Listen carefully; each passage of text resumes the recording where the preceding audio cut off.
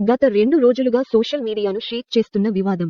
Game changer నిర్మాత దిల్ రాజు తమ్ముడు శిరీష్ రెడ్డి ఇచ్చిన ఇంటర్వ్యూలో రామ్ చరణ్ పై ఆరోపణలు చేశాడు.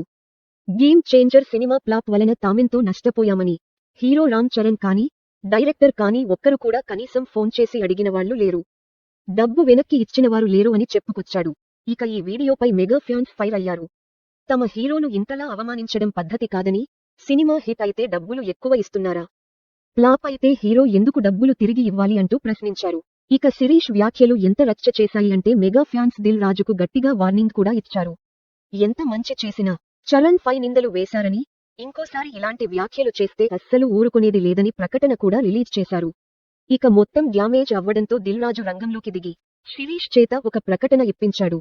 నేను ఇంటర్వ్యూలో మాట్లాడిన మాటలు సోషల్ మీడియా మాధ్యమాల ద్వారా అపార్థాలకు దారితీసి, దాని వలన కొందరు మెగా అభిమానులు బాధపడినట్లు తెలిసింది.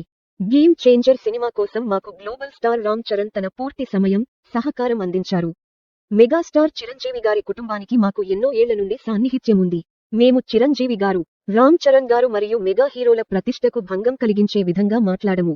ఒకవేళ నా మాటలు ఎవరి మనోభావాలను అయినా ఇబ్బంది పెట్టే విధంగా ఉంటే క్షమించండి అంటూ రాసుకొచ్చాడు.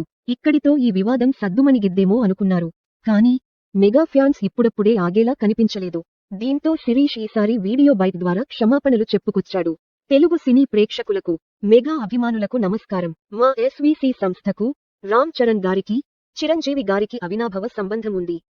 చరణ్ గారితో మాకు మంచి అనుబంధముంది. నేను అభిమానించే హీరోల్లో రామ్ చరణ్ ఒకరు. ఆయనను కించపరచడం కానీ, అవమానించడం కానీ నా జన్మలో నేనెప్పుడూ చేయను. నేను ఇచ్చిన ఇంటర్వ్యూలో ఆయన గురించి ఒక చిన్న మాట దొర్లినా అది నా తప్పే. అది జరిగిందని అభిమానులు అనుకుంటున్నారు కాబట్టి వారందరికీ నేను క్షమాపణలు చెప్తున్నాను. చరణ్ గారికి కూడా క్షమాపణలు చెప్తున్నా. ఆయనతో ఉన్న రిలేషన్ను నేను పాడు చేసుకోలేను. ఎందుకంటే జనం ఇప్పుడు మాట్లాడుతున్న మాటలు కానీ, సోషల్ మీడియాలో ట్రోల్స్ కానీ, అభిమానుల బాధను కానీ నేను అర్థం చేసుకున్నాను. మాకున్న రిలేషన్లో ఉన్న క్లోజ్నెస్ వలన మాట దొర్లాను తప్ప ఆయనను అవమానపరచడానికి కాదు. మెగా హీరోలతో మాకు మంచి రిలేషన్ ఉంది. వరుణ్ తేజ్తో ఫిదా, సాయి ధరమ్ తేజ్తో 2 సినిమాలు చేశాను.